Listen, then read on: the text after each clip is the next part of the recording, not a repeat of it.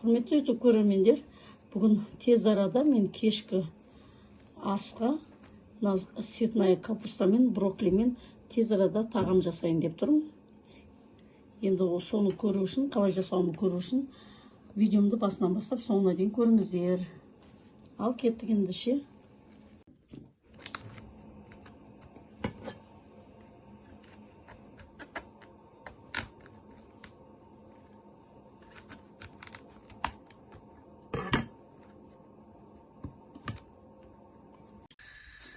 Мінекей жуып, тазалап, жақсылап мына қазанға салып қойдық. Енді бұны бір қайнағаннан бастап 3 минут қайнатамыз. Ұмытпаңыздар, 3 минут. Тұз салып бердім, жақсылап тұзды суға қайнатамыз. Мінекей енді ғана қайнады. Мына крышкасын жауып, қайнаттым. Енді осыдан бастап 3 минут қайнатамыз, болды. Содан соң қайнатпаймыз. Тұзды суға қайнатып жатырмын, тұзды су. Мінекей цветная капустамыз бен брокколимізді пісіріп алып, сковородкаға салып, қуырып жатырмыз. Мінекей мына 4-5 жұмыртқамызды әбден олай араластырып аламыз. Тәтті бұрыштарын салып жібердік. Кәдімгідей бұл брокколи мен цветная капустаға дәм береді.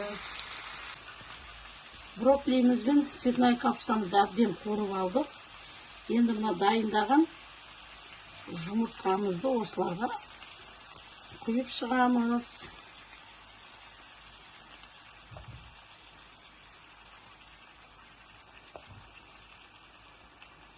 Құйып шығып, қазір осылай.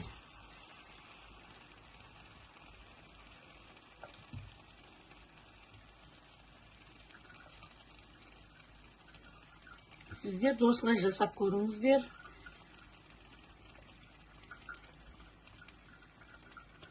Өте бір керемет дәмді болады. Дайын болды кешкі тағамымыз. Лезде ғана. Бір ары кетсе бір 20 минут уақытыңызды алады.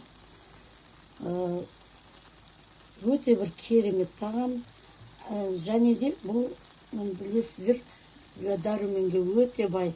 Қазіргі таңда мына брокколи мен цветная капуста месный шыққан, сондықтан қазір көктем кезде алып жесеңіздер болады көбірек. Өте бір керемет болыпты. Қазір мен дәмін көрдім. Өте дәмді тағам болды. Сіздерге де осылай жасауға кеңес беремін. Әрине, дәруменге өте бай. Бұл тағамымыз дәмді болыпты.